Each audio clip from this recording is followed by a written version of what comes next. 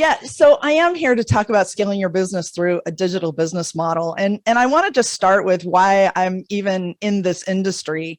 And it really came down to I worked for a corporate behemoth. I mean, this huge company.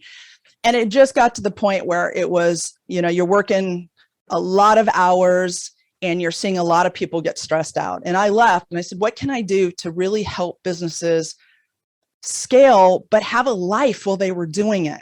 And for me, my life is about my nieces and nephews. Everybody knows me as Auntie Theresa. I love being the aunt that I am. And so I want to share with you some of the work that we've been doing and how you can translate it so that you can be that person that you want to be and have free time and do some of the good, fun things that I get to do. So we're going to get started. And, it's all about what is a digital business model. I'm going to cover that. But I want to talk to you about the new way of thinking about strategy and relationships and technology. It really is about shifting our frame of mind, the way we used to think about all of this. 5 years ago, 3 years ago, now we have to understand that there's some just different things that we need to do in our business. So let's talk about this digital-based business model. Now, we know that people want ease of access. They want to see you, they want to hear from you, and they want it quick, fast, and of course, on their phones or any other technology method. We have to start providing options for people. People don't want one option anymore. It's what kind of packages are you offering? Package 1, package 2, your VIP package. And as we go through today's conversation, you will see that creating some of these options also helps you grow your business. Now, products. We're going to talk a little bit about products, but it's about having a variety of products when you're a service-based business. People want to have that physical product. And then automation. Automation becomes extremely important for you in your business and for your client because you're going to save time. And of course, all of us, I don't say all or everyone, but let's face it, and I want to see everybody kind of shake their head or put something in the chat. We like to have some revenue here. That's the whole point, right? Yeah, exactly. All right. So what are we doing about how are we leveraging this digital-based business model?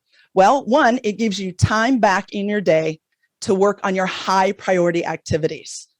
We have a lot going on in our life, so it's about those high priority activities and the high priority VIP clients. It's you want to work with them because one, again, they generate more revenue for you, but it's also the folks that you really went into business to help. You can share your message in a much broader perspective. A lot of us went into business to be able to help people and transform people. Well, when you start looking at creating a different kind of business model, you get to expand in your geographical regions and you just get a bigger audience. So anybody that wants that, all right, we're going to go for that. Now, you have your kind of concept of what a digital business model is. But there's these three things: technology, strategy, and relationships. Most people, strategy. I've got to have a strategy. And a lot of us remember the days when that used to be the big, thick, fat binder of your strategic plan. And it had to be all these different components. And then the binder went on the shelf and it stayed there and nobody actually ever implemented any of it and looked at it. And so when you did pull it out, it had the dust on it and you had to come out. All right. Those days are completely gone. That's just gone. It's a one sheet. I mean, and what are we going to do? Because today we have to be prepared to pivot. And it used to be that was where people focused. But now I'm seeing that technology and relationships are just as important as strategy. And this is why I have it in the equal portions of the pie chart. You have to have all three to be able to be successful in your business. It's an expectation that you're going to be using technology. It's an expectation that you're going to build these relationships. So I want us to think differently about strategy. Strategy used to be all these key metrics we were going to do, all these different things you're going to do, and you still have to have key metrics. But think of your strategy when you're looking at it. You're looking for the opportunities. And victory comes from finding opportunities in problems. Now, we know that many, many people pivoted because they looked for those problems and they figured out the strategy around those opportunities, and they became very, very successful. So as you're looking at your strategy, think about your scalability model. What are your zero revenue generating activities? It's all those things that you're doing, that you're busy, but you're not generating any revenue. It's those networking opportunities. Often for some people, it's the proposal.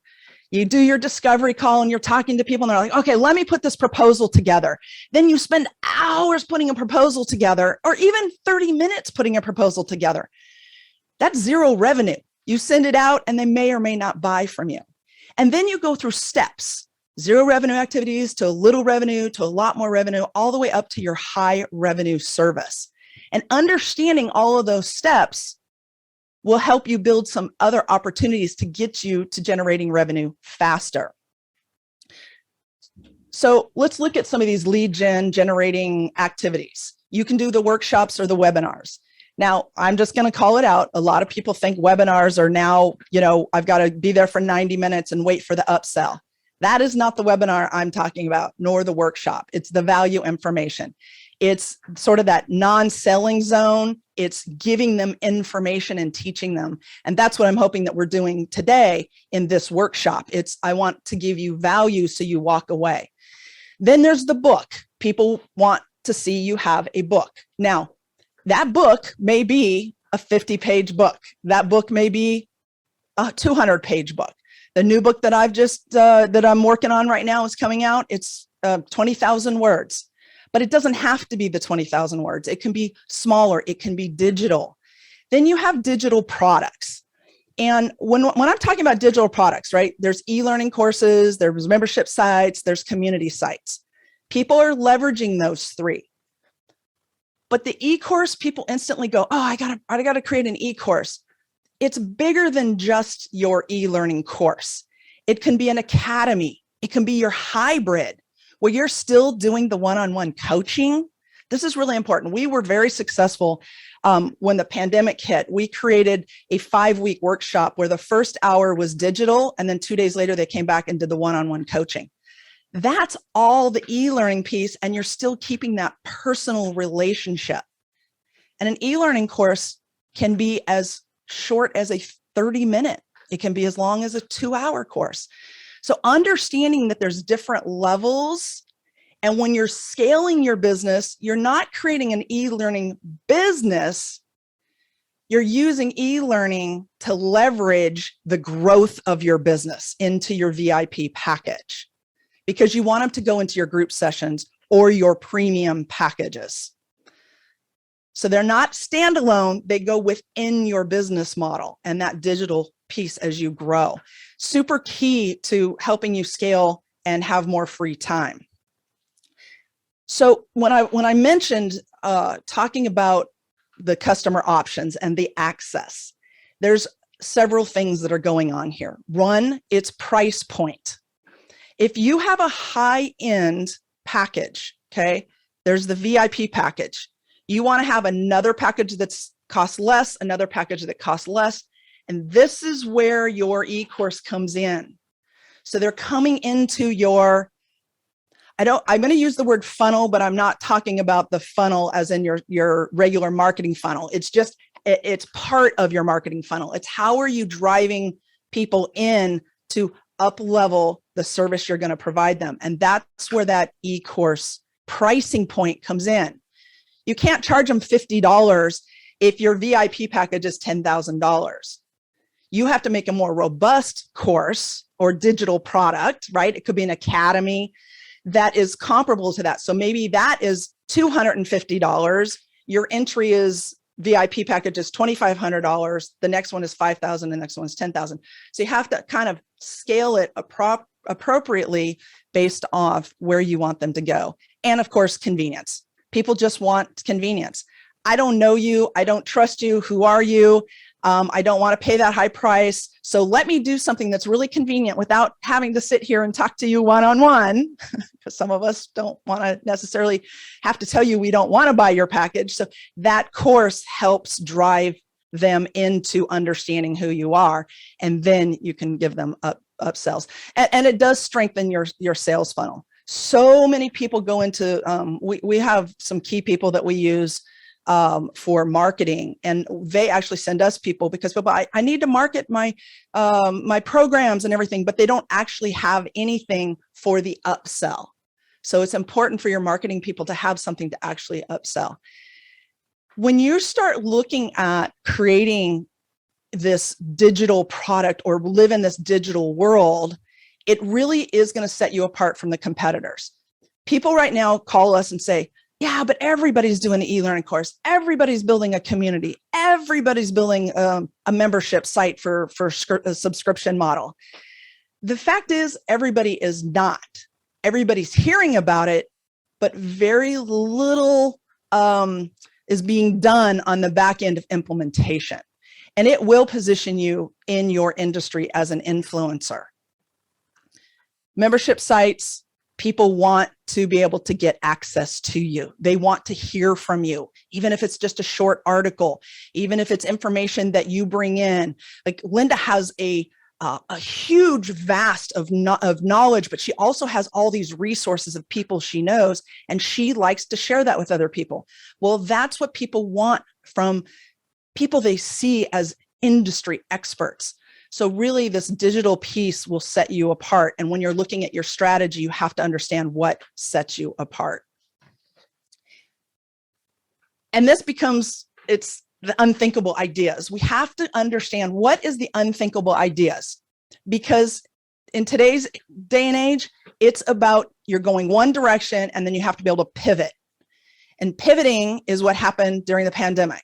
Think about gyms. What did gyms do? They went outside. They started doing their work outside. What did restaurants and bars do? They started having the opportunity to sell drinks that you could walk away with, right? I mean, that's sort of the pivot. No one ever dreamed that you could walk up and grab a drink and take it home. Or in some cases where I live, they were actually delivering drinks. Yes, apparently our group likes to have little drinks in our city, so they made it very, very convenient. They also built, outlets in the streets where you could go and sit outside in the restaurants. So the question becomes, what is your unthinkable idea right now? What are you doing strategically for new products? What is it that you can be flexible, but you can have new products that make sense? The way you do that is scan the environment, scan what's going on in the world. And when you scan, you see something and you may go, I've got to go do that. Or you may hold it and put it on a little flip chart over here and say, this is going to be the moment that something else happens in the world or in the environment I'm going to do. Enhanced client experience. People want to be taken care of. They want to feel important. And this is something that we left out of our strategies years ago. It wasn't really about the people, but people want that. And what is it that you're going to do to become the next new thing? Today, tomorrow, or in the future, or when you have to pivot. So let's talk about these relationships. Think about relationships as that builds the opportunity. Because it's how you build those relationships will determine how you can grow your business. And if you think about it now, I do not go to any networking group where it's all about sales. It's all about who you are, how can I be of service to you, and what can I do? And that's the relationships we want to start to build. So going the extra mile. Whoops. So sorry about that. Relationships with clients and relationships with products. There's two types of things we need to focus on. How are we building the relationships with the clients, and how are we building relationships with products and service? And so it is about going that extra mile. It's never crowded there on both of those relationships. So think about, what are you doing? How are you going the extra mile? Is it an extra opportunity for them to engage with you? Is it something that you're doing in a group to just give them more information? Is it you're sending them a gift or a card? I'm a believer of handwritten cards. to thank people. It's just, I feel like it's much more engaged. And I see a couple of you shaking your head like, yeah, that is a really important thing to engage. And I think we forgot about that. So let's talk about, and I'll ask you this question. Would you get a 5-star rating for your service? Or is it a 3-star rating? Right now in your business, would you get a 5-star for convenience for your potential clients or current clients to work with you? And this becomes important when we talk about technology. Would you get a 5-star? Would you get a 5-star every time? Wow. On a 5-star rating, do people want to give you a 6-star rating? But you just don't allow them to, on the little Yelp reviews. So understanding what you're doing with those relationships can shift how you do business. Then the next one becomes, would you get a 5-star rating on access? And when I'm talking about access, I'm talking about access to you or someone in your company. How are they feeling engaged with you? And when they're feeling engaged with you, what are their options to work with you? Sometimes we forget to provide options. And when we're forgetting to provide those options, people feel left out and like, well, I guess she doesn't want to work with me, or I guess he doesn't want to work with me, or that person is just, they're not helping me. When really you have different options and you're providing a value, but we forget to tell people the value that we can provide. So very important for that piece. Let's dive into building these opportunities. So we know relationships are about opportunities. It's about strategic partners. I have a lot of people that come to me and say, hey, listen, we want to be your strategic partner. And our answer is always, well, let's see what equal value, or not necessarily has to be equal, but what value can we provide? And I have very, very, very few strategic partners because I want to make sure that they have the same values we have, that they have the same, way of thinking about business. Our mission at Kaleidoscope Media Services is to help 100,000 businesses grow and scale by adding digital products. So, because it's about servicing people, we want to build. So those are our strategic partners. Power networking. The power networking is showing up to the right room, that it's a target-rich market. Now, that doesn't mean it's a target-rich market for them to buy from you. That may mean that that's a target-rich market for you to go learn and engage with people that are more successful than you, that have done something different that you might want. So it's a learning environment. And the other environment is where you can be of service to other people, or they can be of service to you. So it's really important to understand the power networking. Search for growth. Where are other people growing? And there's two components to this. Where are other people growing? But where are you seeing people growing and there's something missing that you can fill the gap? Because as people grow, there's always something in there that you can fill the gap. Expand your reach. We are not geographically bound anymore. And this is where an e-learning product or community or a digital product can absolutely help you scale your business, because we can go anywhere now. We have clients all over the world. Affiliates. Most of us know, you can do affiliates, but what I want to focus on is the licensing piece. Here's what we're finding, because people who have been in the consulting, coaching arena, the athletes that we're working with, as they started to get their products developed for the service business, they're like, wait a minute, this is really good stuff. How can I license it to other people? And now people are going, wait a minute, it's really with all the technology that's going, I can take my framework of what I've developed and convert it into a digital product. And now I'm going to license it to other people. And that licensing can be either white labeled, it can be partially hybrid branded, or it can stay your branding, but people can now use it and sell it. So when you license it, you're getting an upfront fee. The average is about, from a licensing fee, the average is about $3,000 to $6,000.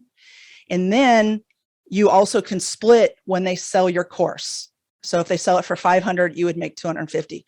So licensing is really becoming a growing model where this is helping people, again, because guess what? It's not just you and your time, that one-on-one, right? And that's what we're trying to get away from, is always being you and being, you know, I've got to be there, or somebody in your business has to be there. How can you leverage that so more people are selling it? It's different from affiliates in the sense that affiliates are just people out there taking an opportunity to sell your product. Licensing is more like they're learning about your product, they're becoming more of an advocate, and it's a relationship you have with that other person that's the licensee. We're going to see this grow exponentially, I believe, over the next 2 to 3 years. And then co-opetition. So that is cooperation and competition put together. We have got to get better at this, right, Linda? I see you like, yes, this is key for us to grow our business. Because even if they're in the same business, the same industry, I promise you, they have a little bit of a different framework. They have a little bit different. They have some clients that aren't exactly their perfect fit, but you can be working and engaging with them and create something amazing, whether it turns into something like a strategic partnership or a licensing opportunity or an affiliate. But it also helps expand your reach, and you can also help shore up other businesses and help other businesses grow while growing your business.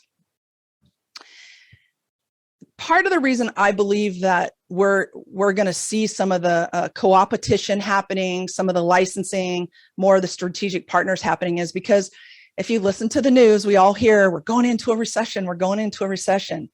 Well, yes, but I think the recession is going to be a little different than we've ever experienced. And, you know, maybe November, December, this is going to happen. We don't really know what it's going to look like. But having these relationships now and building your products for your service business now is only going to help when that happens, to be able to pivot again and be more flexible and neutral on where you're driving. So let's talk about the technology. And after I get through this technology part, we're going to open it up for a Q&A. When we're looking at technology, it delivers opportunities. So all of these things we're talking about, strategy, all these things we're talking about, relationships, well, technology is going to make it really easy for us to push it out and be able to deliver on those promises. Again, going back to the unthinkable, right? All of a sudden, live cooking with celebrity chefs started to show up. It was in smaller formats. It wasn't this big, you know, on NBC, ABC. It became very intimate, where you could hop online. You saw concerts happening online. It became a different way or a different model that people thought, wow, I kind of like this. I'm at home. I'm having a drink that's probably, you know, cost me $2 versus the 25 at a concert venue. So, you know, had some popcorn. I mean, it just sort of changed our thinking. Distilleries became hand sanitizer producers. Fashion designers started creating masks. So that's how they started to shift using their technology. When we start to leverage the technology, again, it goes back to being quick and flexible. It can expand your market, and you can take advantage of this remote work. So let me kind of tell you a story about one of our clients. You know, they, of course, you know, a few years ago, everything sort of shut down, and they were, their whole business was all about helping people get new jobs. It was kind of that career development. And so you can imagine what happened. And her demographic was 25 to 35-year-olds who wanted it fast and easy. So what she did is she pivoted her business. She created an e-learning course and that taught them. So people started to use that and buy that because they could buy her, right? the proverbial her with her being on a video, they could purchase that. And then what happened is during the pandemic, they were buying this course. And soon as the market started to open up, they already knew and trusted her and liked her. So then they started calling her, and then we automated her whole entire coaching process. So all they had to do is get one link, they signed up, and her coaching business actually grew because of this technology and this automation, but also because they had already learned sort of the didactic, the technical know-how of writing a resume, going in for an interview, how's my emotions. She had already taught them that so she could get down to the real work when she started coaching them one-on-one. We always say this to our clients. The first question people ask, what platform should I buy? What CRM should I buy? What learning management system should I buy? And we always say, don't worry about it. Figure out a lot of other things you want to offer. What do you want to do? What do you want to teach people? How do you want to leverage it? Do you want to automate your coaching system? How many e-courses are you going to build? How many videos are you going to use? And once you understand your business model and what you want with all the bells and whistles, then you step back and go, let me figure out what technology to use, because technology can be expensive along with being complicated, and you can overbuy and never use it and actually refuse to use it, and then you're wasting your money. So here are some of the things to deliver these opportunities, and we call it digitizing yourself. You can do a video sales letter. Video sales letters are great because it tells who you are, what you do, it provides them the value, and guess what? It's you being entertaining. Trainings. What training do you do when you onboard your client? What training are you doing when you're onboarding an employee? Automate this. Create some videos and automate it, because it's consistent and it saves you time. And your client can do it any time of the day, 24 hours a day, 7 days a week when they want to. And then there's other repetitive activities. There's your marketing activities you can automate. You can produce a video, an explainer video. And I know a couple people on here are very good at creating videos and video sales letters or different product explainer videos. So super important that you think, okay, what would make sense for me right now to going back to quickly generating revenue? Where is the connection for those? And then of course, webinars. Webinars is a feeder into a lead gen, but you may actually charge for a webinar, online workshops and courses. Again, people think of an e-course as that 1 hour e-course we're going to do, but it's bigger than just that hour. It can be, as I said before, a workshop that they get to interact with you. It can be 15 minutes. Then they get to meet with you for an hour, one-on-one or in a group. Membership subscription model. This is growing exponentially. People want to have subscriptions built for them because it keeps their clients engaged. It's an easy way that you can automatically give them more information. And it's also part of when you license your products, you have a membership subscription model. So people are paying, you're generating revenue there, you're generating revenue licensing, you're generating revenue because they're purchasing your digital course. And then building the online community. And we always say be a part of the passion economy, because the difference between a membership site and a community site, membership sites is more of a one-way conversation. You, as the person who owns the business, is providing content, lots of content going out, lots of opportunities. An online community is more about a collective conversation happening. So you have to decide, would a membership work for me or would a community work for me? The community takes a little more work because you want people to interact together, but it is fantastic to elevate everybody's learning, and everybody gets to learn from each other. Technology is automation and systematization.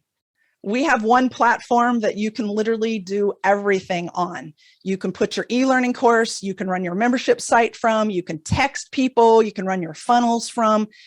So it's for you to create more time in your environment, what's happening in your life, but it's also less time for the other person that your client to be able to purchase from you. So it's time and efficiencies. And R&D. And everybody's thinking right now, R&D, research and development? Nope. I'm talking about repeat and duplicate.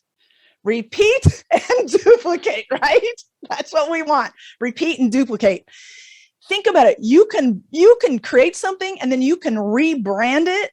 You can rebrand the same content and use it someplace else. You can clone your products. You can license your products. You can get affiliates to sell your products, but it's all about how do you repeat and duplicate. And that goes back to the automation. If you have a coaching practice and you offer them coaching sessions, nowadays you should have 3 packages. They can buy 1 coaching session from you, they can buy 3 coaching sessions from you, or they can buy 5 coaching sessions with you. Doesn't matter the number, but let's just say you have those 3 packages. When you talk to them, you should simply send them a link. And when they click on that link, it automatically tells them exactly what they're going to get in that coaching session. It lets them pay for those coaching sessions. It sends them a link so they can sign up for their first coaching session. And then it's automatically reminding them of their coaching session coming up.